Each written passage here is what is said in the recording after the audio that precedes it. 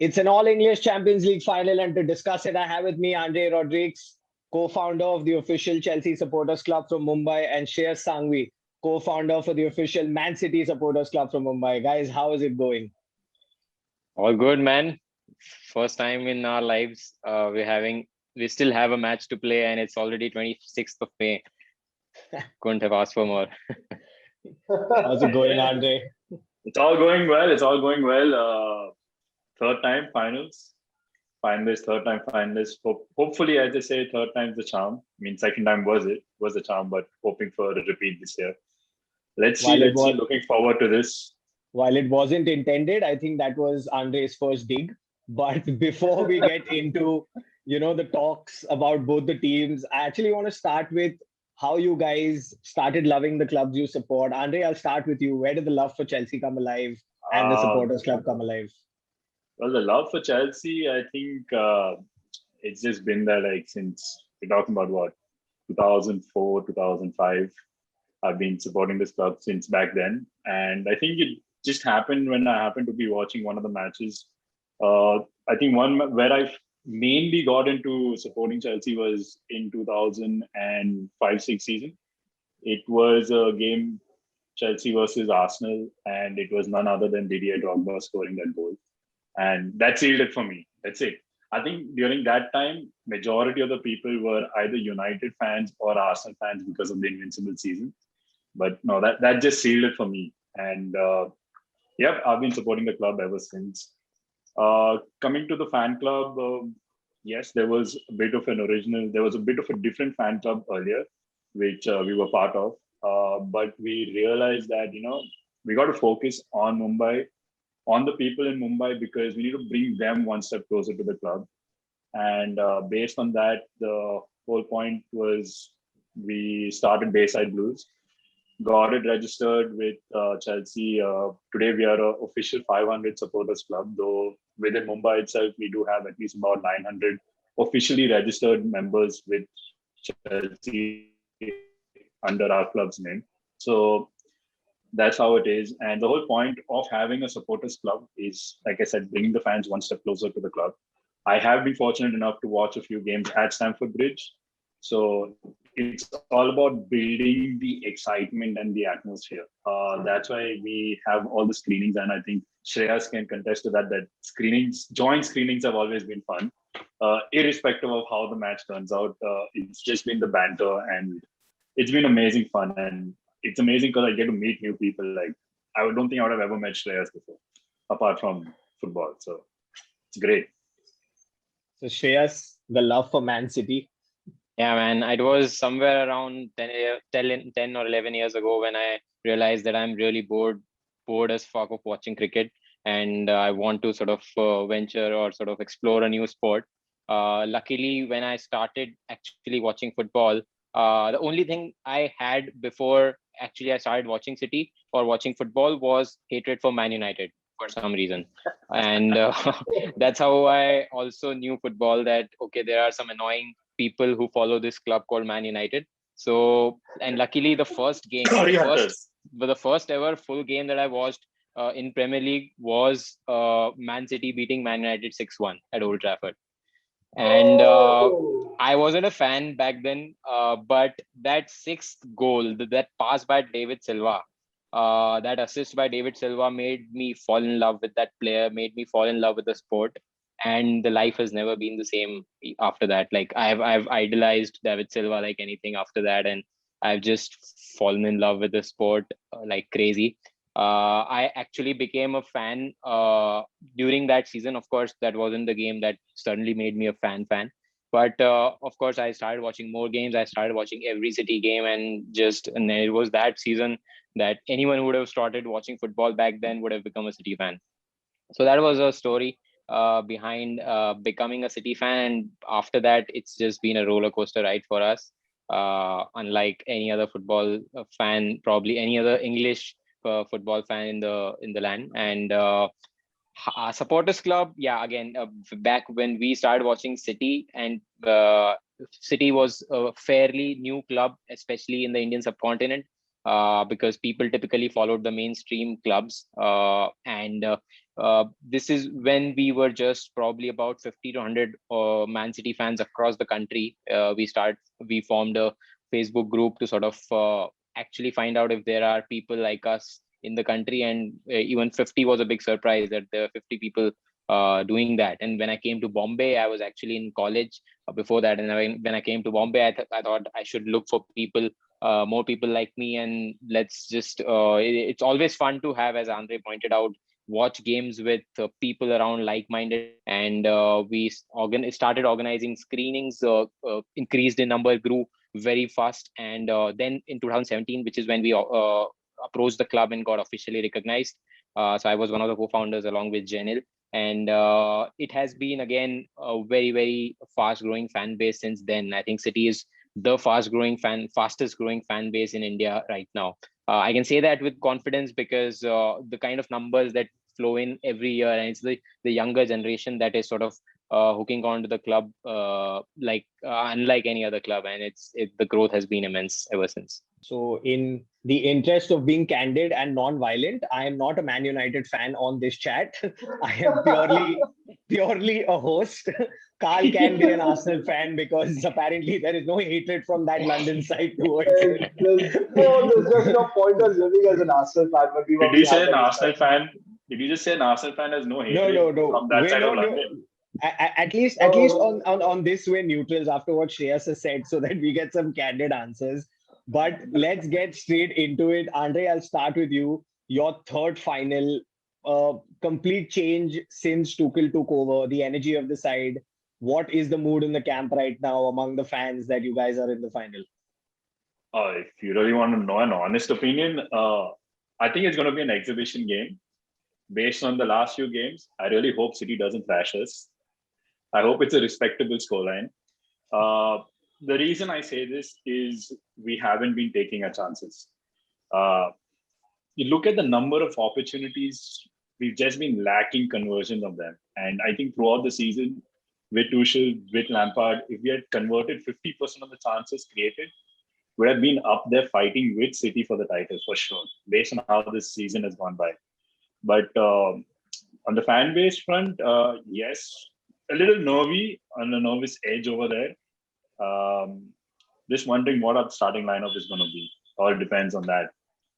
We've played City thrice already this season. Beat them twice. Felt good. We know for sure it's going to be all guns blazing from City, and I'm sure Aguero wants to get that Champions League title before he leaves.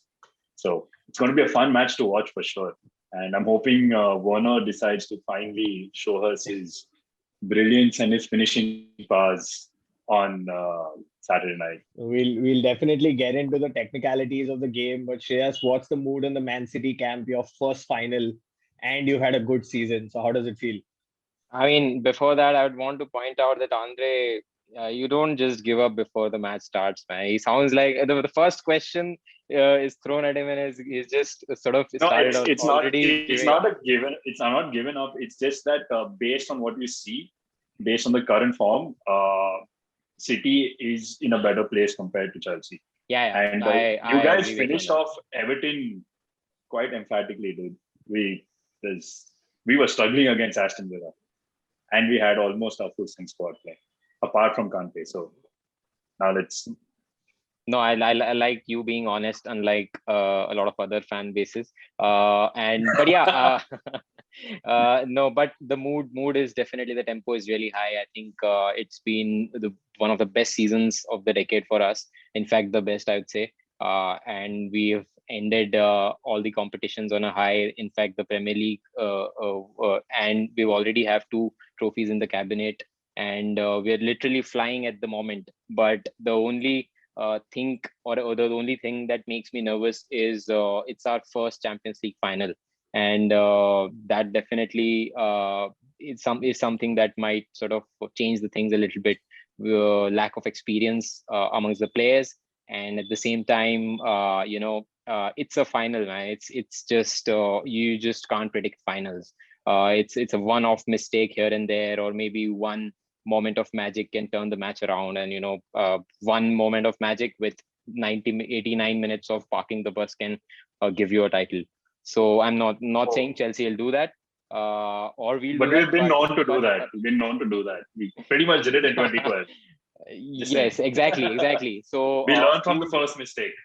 And that's exactly the point that I'm trying to make. I don't think anything that has happened till now throughout the season, or the squad depth, or that starting 11 is gonna sort of impact. It's the final. Anything can happen. Yeah, Andre. I mean, it is a final. It's an opportunity for you guys from both teams, and for you guys as Chelsea, you guys have played actually more physical teams. You guys have played teams like both the Madrid clubs. You played Porto, and now you're coming up against a team that's more creative, that's more keeping the ball to themselves, and try and draw you out as well. And I'm sure even Chelsea has a similar kind of tactic with Tuchel as well. How do you guys see yourselves adjusting now? Especially from the road to the final. Um, Expecting, adjusting in terms of tactics with regards to controlling the game with City. It really depends on who Tuchel decides to start in his central mid, or whether he decides to start Kante and Jorginho, or whether he decides to go with Kovacic and Jorginho. The thing is that Jorginho thrives on probably putting the pass in, but he doesn't handle the press too well, is what we've seen throughout. I mean, he is composed, but then it ends up leading to a lot of sideway passes or passes to the back, which if he misses and makes a mistake, which did happen in the game against Arsenal, we did end up conceding a goal. And City have been known to press and keep the pressure on.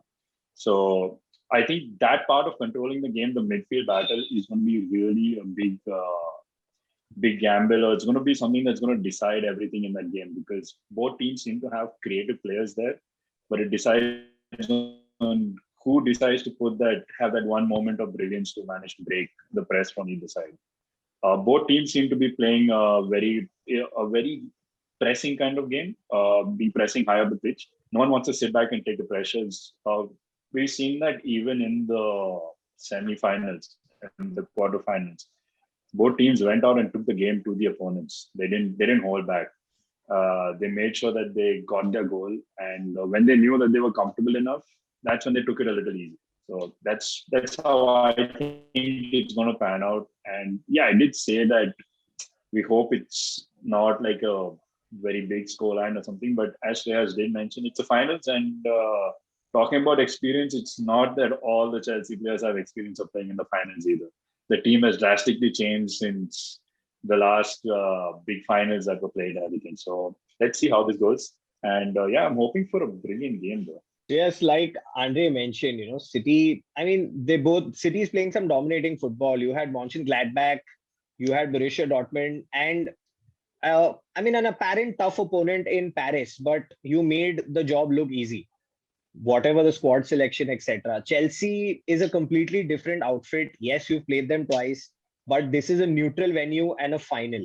So how much does that change things? I think it changes things completely, because first of all, the two teams that we have played against Chelsea in the last 2 months were I'd say, I mean, if not B teams, but at least A.5 teams. I mean, they were not the main 11 that we've started against them. So that's the one optimistic factor that I have of sort of, I'm not too worried about losing those 2 games against them. But yeah, it does change things quite a bit. But still, it worries me. What worries me the most is Tuchel has been, I mean, really good defensively against top teams. Be it Real Madrid, be it Atletico, or be it the bigger teams in Premier League, Liverpool, or United. All the big games and big fixtures, he's done pretty well. He's lost against teams where he tends to, or they are the favorites, or they are sort of in that attacking flavor. So I'm really skeptical about how things will pan up, because City would like to dominate the game from minute 1. And Chelsea is very compact defensively, and it's not very easy to break them down. So I think that's a big challenge. And then they have a lot of pace on the counter. So I don't know, man. It's I think it changes things completely from any other previous game or anything. I'm glad you said that, Shreyas. And we've also been, I think we've already thrown the word around, already, thanks to Andre, with the word mentality, and it plays a really important factor for both teams. And right now, Andre, I'll ask you actually for Chelsea though. you guys have beaten City twice this season. You guys beat them in the semi-final, and you guys beat them also in the league as well. However, you guys are also coming off a loss in that FA Cup final, and also a loss on the last day of the season. What do you think should be the mentality? What do you think is the mentality at the squad right now? I'm sure when you're looking at mentality is going to be like go out there and give it your all. It's a final, and I think everyone wants to win the final. So you're not going to see players just randomly walking around or running around on the pitch. You're going to see all of them play their hearts out, play out, just give it their all, and that's a mentality. And since Tuchel's, yes, there has been a bit of a change where we see the team being, as I said, a much more compact at the back. So that's one thing which is good. And we're starting to see the defenders step up and, they get themselves into positions where they can block the shots, where they can get the right tackles in at the last moment. So that's good to watch. As someone who has played, whenever I played football, played most of the time defense, it's fun to watch defenders do that. It's like that's what defense is all about, just getting in there, getting that last tackle, and it makes the game exciting because sometimes you don't know, is it a penalty? It keeps you on the edge of your seat, and I'm looking forward to that. And Shreyas, on the flip side, you've had a great end to the season. You have the cup, you have the League Cup to you, but like Carl mentioned, you've lost twice to Chelsea. Whether it was, it was an 8.5 squad or not your full squad, but it still runs in the minds of players that, okay, we've lost to this team twice. So will there be a little wind of caution, or will City be City and go gung-ho from the start? I think something that will definitely help us is that we can't be complacent. We've already lost to them twice.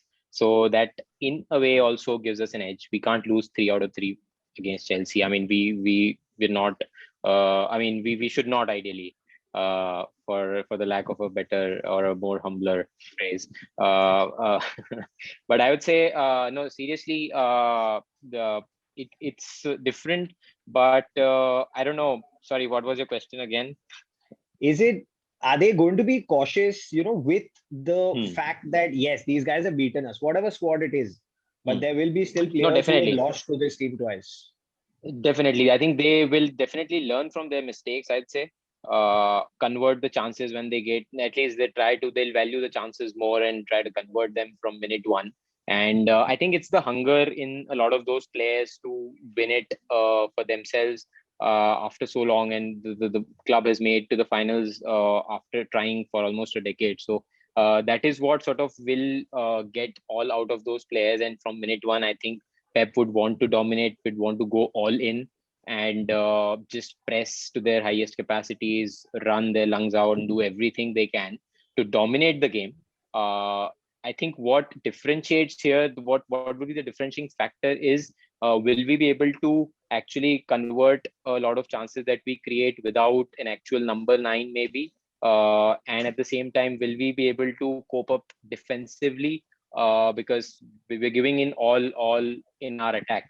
So it all obviously makes us all vulnerable in our defense. So I think these two key factors will determine if we are able to sort of win the trophy. Your midfield is pretty much stacked, and you guys got probably the most expensive midfields in the world. But Andre, you guys also do have a decent midfield and attack, and it's all down to the management of Thomas Tuchel so far. I know your start of your season was not exactly that great, and things went a bit south with the Lampard issue and stuff like that. But now coming to Thomas Tuchel, who has changed the fortunes of this club so far.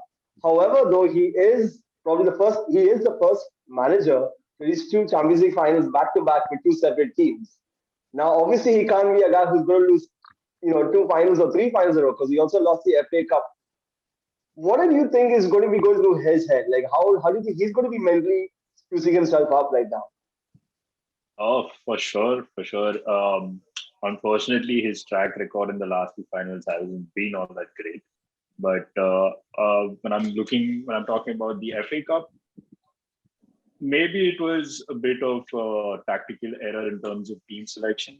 But also, I mean, I'm not going to keep ranting about and crib about VAR, but there are gray areas there. And I think, Carl, since you're an Arsenal fan, you should also know that like this season. United are just thankful for VAR. That's why they are where they are. So that's that. So I really think they are where they are. exactly. Exactly. So like the FA Cup finals, I think the team did put in a good shift once the subs were made, and Tuchel got the subs right. Should have probably brought them on a little earlier. And like I said again, it was a gray area that called it as an offside. Man, I was up celebrating and screaming over here, and like God no, I think it was like almost 12 in the night, and like I woke everyone up in the house. And then they're like, "What happened?" I'm like, "Yes." And then my cousin's like, who happens to be a United fan, says, "Offside." Like, damn it. I'm like, "You don't talk. You're not even in the finals." So, but Tuchel, I think, has done a good job, and he is going to have the mentality in terms of making sure he's going to get the team going. And we saw even on the weekend in the last game, even though we were losing the game, as soon as the news came in that Spurs scored the fourth goal, or actually the third goal itself, you saw Tuchel telling his players to calm down, to go a little easy, don't push too much, because at that point you don't want to risk getting a player injured 1 week before your major cup final. Yeah. So he knew that was already taken care of over there. I mean, unfortunately, we have to say it, but thank you, Spurs. But yes, so Tuchel's got that thing going for him. He's been able to manage the players pretty well since he's come in.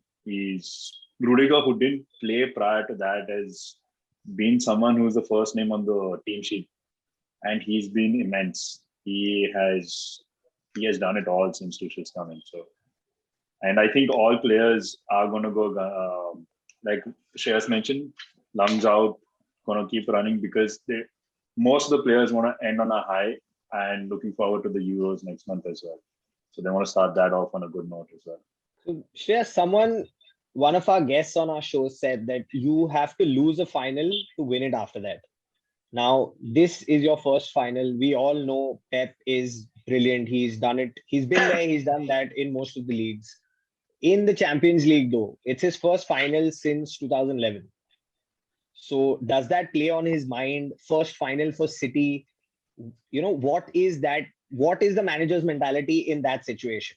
The one thing that always drives Pep is what he has got and what he can do on pitch. So I think he is a very practical manager that way. So those things I don't think would be running in his minds. Those are more of fan things and superstitions and fan things, etc. I think I would admit I have that at the back of my mind as well. But as Pep Guardiola, who's never, I mean, there are positive ways to look at it. He's already won 2 Champions League finals, and I would say he has never lost a Champions League final ever in his career.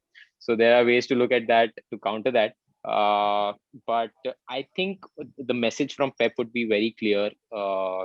This is their chance. This is their 1 in a 10 sort of a chance, at least if you look at our past 10 seasons where we played Champions League. He would just urge everyone to sort of go out there and do it for the club and do it for Aguero. I don't know. It's his perhaps last chance to win a Champions League. No dig at Barcelona there. Well, we'll go into team talk now, a little bit. And Andre, I need to ask you though, because there's not that much from the injuries point of view, but there is a race against time between Mendy and Kante to make it to the final. And do you think that there's a opportunity where Tuchel can find a stop gap before things go south, or do you think guys like Mendy, who are really integral to the squad, can make a late fitness test and make it towards the squad? Like, what do you think on the injury front? I think recently, yesterday or day before yesterday, at one of the press conferences, he did mention that Mendy should be available, and also Kante should be available for finals. I'm going to wait a little late on to decide with regards to Kante, but he said Mendy shouldn't be an issue. If Mendy doesn't start, we do have Kepa, and Kepa has played against City multiple times. Once where he decided to be the manager, and once where he had beat them as well. So I have nothing against Kepa. Kepa is good. I think it was just, I think all these players go through a phase, and it was just that phase for him. And I think the critics didn't really help in that form. Team wise, I guess, like I said, Mendy should be in goal. I really don't see Kepa or Willy Caballero in goal. I'm sure it's going to be Mendy. He's going to make sure he's there in time. He's going to be fit enough for the match. Shreyas, I don't think you guys, with the depth in squad that you have and the quality that you have, where you have a B team that can win the Premier League, I don't think injuries is a worry. But I've noticed this recently that in these pressure games, Pep tends to replicate the formation of the opposition, where there were a couple of games where he went in with three centre backs, where that is not, the way City plays. And eventually had to tune it down, change it. So is this going to be the same? Or is Pep saying that, no, I've tried this team twice, I'm going with my formation? Because you have a list of superstars to go to in every position. So is that formation going to be a replication, or is it going to be a 4 at the back versus a 3 at the back? I think it'll be 4 at the back versus 3 at the back, versus 5 at the back, I'd call them, please. And so I think with respect to injuries, of course, there's no major concern. But I think this is perhaps the only season where Pep hasn't really, overthought in Champions League games and sort of given it away to the opposition, unlike all the previous seasons. So that's a good thing. And I think somehow there is finally a predictable best 11 at Man City this season. He used to give nightmares to FPL team owners, that. And He still does that. Yeah, he still does that in Premier League, because again, there was literally nothing to play for the last month. But specifically in Champions League, I'd say we have a best 11. So there's no reason that he wouldn't pick any of those best performing 11 players. I think we have that played against PSG as well. So I think he's going to go with the same squad that played against PSG in the second leg, and he'll start without a striker. He'll start with Foden, Mahrez, and De Bruyne. He can't afford to drop any of them at all. The only place that I'd say is still I am not very much sure of is it going to be Rodri or Fernandinho. I think everyone else is going to be unchanged, and he is going to go with the best 11 that he has. Well, speaking of best 11s, though, Andre, I'm sure, again, both teams are going to this fight with probably unpredictable lineups as well. Now, I'm going to ask you, though, with keeping Kante's injury in mind, whether he's fit or not, how do you see the Chelsea lineup for this final? Who do you think is your predicted 11 for this final? Yeah, well, looking at my predicted 11, well, we're definitely going to have Mendy in goal. And as Shreya said, we're going to have 5 at the back, but it's actually going to be 3 at the back. We just got 2 wing backs who help in attack, put the crosses in. So that's definitely going to be, he's going to start with Chilwell and Reece James for sure. I think Reece James is basically there in terms of speed to track back, because City have got really fast players, and Phil Foden is fast. And Reece James has played with Phil Foden, so he knows how fast he is. I think defense is going to be unchanged. You're going to have Thiago Silva, you're going to have Rodrigues, and Azpilicueta is going to start. There's no way that he doesn't start. As I mentioned, Kante's injury, they're going to wait a little late to decide, but we were to Kante and Jorginho play, because at least Kante can help Jorginho around. That's how I look at it. He can cover for him, and Kante just covers the entire pitch, man. No one can beat that. Then yes, so we're definitely gonna have Werner starting, without a doubt. He just needs to time his runs better. Feeling will be Mount, and I think we will see Kai Havertz starting along with Julius as well. They two have a good link up. So I've noticed that Werner, Mount, and Havertz have a very good link up, and they tend to release the ball pretty well for Werner. Werner just, as I said, needs to time his runs. Pulisic he's not showing the glimpses of the end of last season, but we know that he has the brilliance over there. And he did well we're talking about in the semi-finals, he did well against Real Madrid. So the team gave it their all. So you can't deny that. So that's my predicted 11. And I think we're going to see in subs, obviously it's going to be based on the game and the outcome and what's happening at the moment. But definitely we're going to see Ziyech playing somewhere on the wings as well, coming in later on. Shreyas, you probably, you answered our question in terms of the lineup, but there were a couple of picks in particular, one of them being Fernandinho, and I'm sure you'll agree with me that you would pick him over a Rodri if there is a fit Kante on the other side, without a doubt. But on the left, where you have Reece James, in fact, in that game, was kind of a headache for you in the second half, where he completely took Mendy to the cleaners. So for me, he's number 3. But in terms of number 1, is it going to be Zinchenko or Cancelo? Because Pep prefers the both of them, and it has to be one of them to hold Reece James and that right-hand side. I think just for the sake, I think for that mentality and for that hard work on the pitch, and it's going to be Zinchenko. I think Cancelo started against PSG. And he didn't perform well. I think that's and when Zinchenko came in, I think the entire game turned around. And again, he played the second leg. He played the last game, which gives us a lot more hint that he's going to start. He played against Everton, which Pep actually tried to sort of play the key players again once before the final.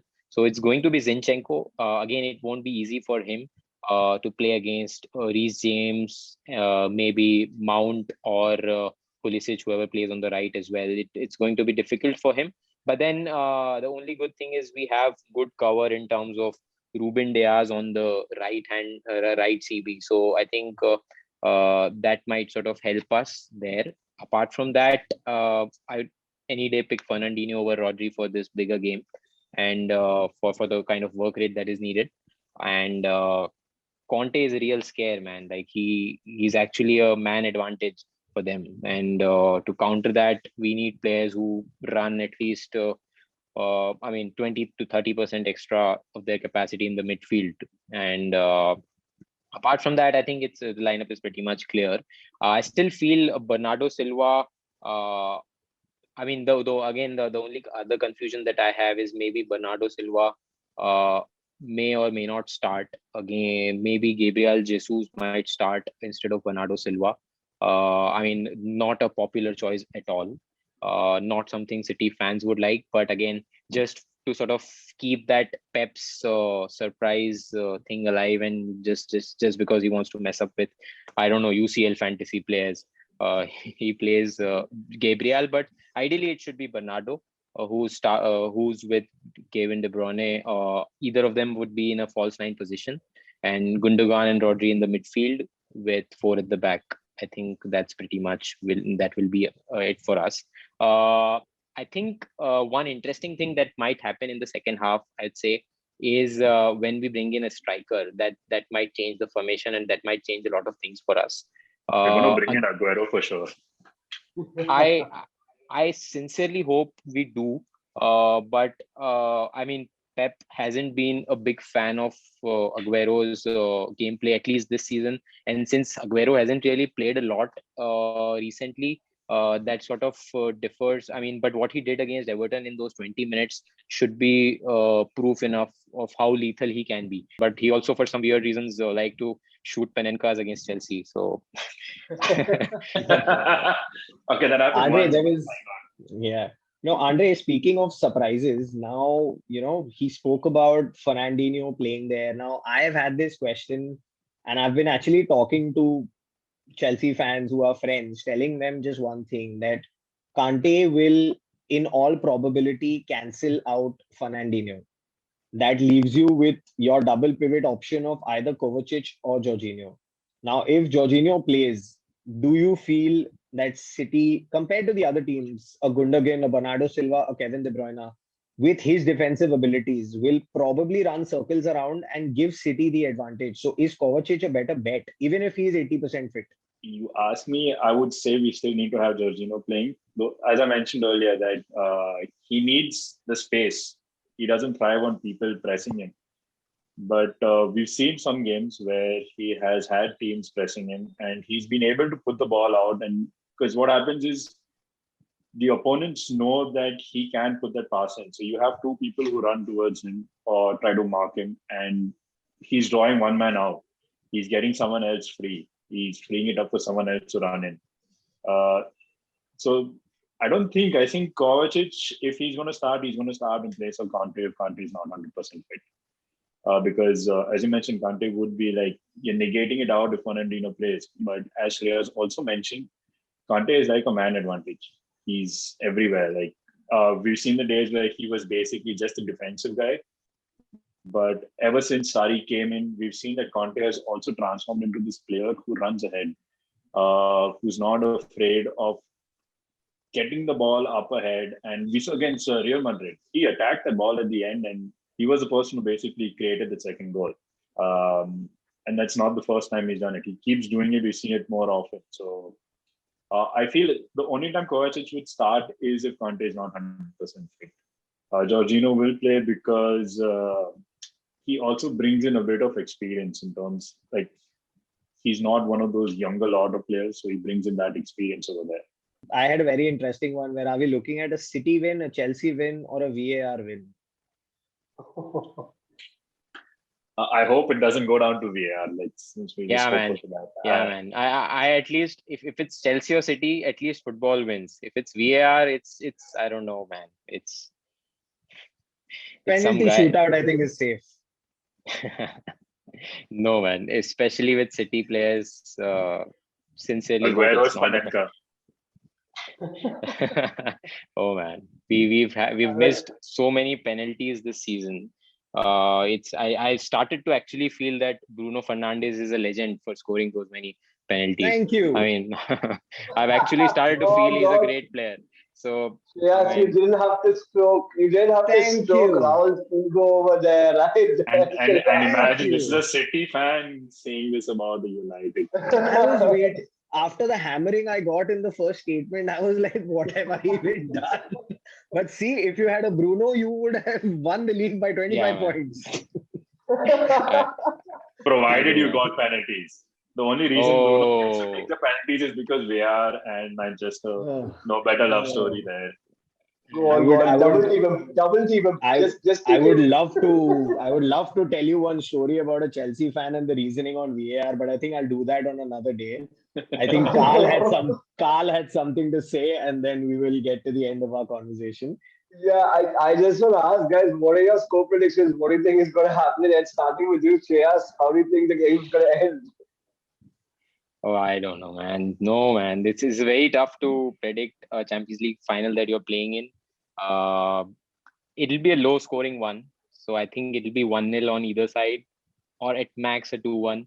I don't think it will go to penalties. And I hope it is 1-0 on our side, or 2-1. But I don't know, man. 1-0 on Chelsea is what they do in a lot of finals. So I don't know. Or take it to penalties. Yeah, man. Both the finals they've been in have gone into penalties. So we have a little experience there. Not all the players, but... Fortunately, no one slipped in the second one, but... Correct. But we made the comeback. Like five digs, one is allowed. Like one is allowed from my side. Okay. But you can only take digs from pre-2000, 11, 12 or something. So you have to dig a lot of past to sort of take a dig at us. So yeah, with you guys, it's with you guys, yes. But with Chelsea here and there, I can a little bit. Yeah. It's okay. It's okay. It's been amazing. Thank you, Andre. Thank you so much. Thank you, Shreyas. It's going to be an intriguing final. I think we're all happy here that it's an all-English final at a neutral venue. Tired of seeing finals at Wembley. But yes, thank you so much for joining us. Looking forward to the result, to the game, and may the best team win. Thank you for your time, and I hope you had a nice chat. Sure. Thank Thanks you, a lot man. for having us. Thanks, Cheers. guys. Cheers, guys. Stay safe. Bye.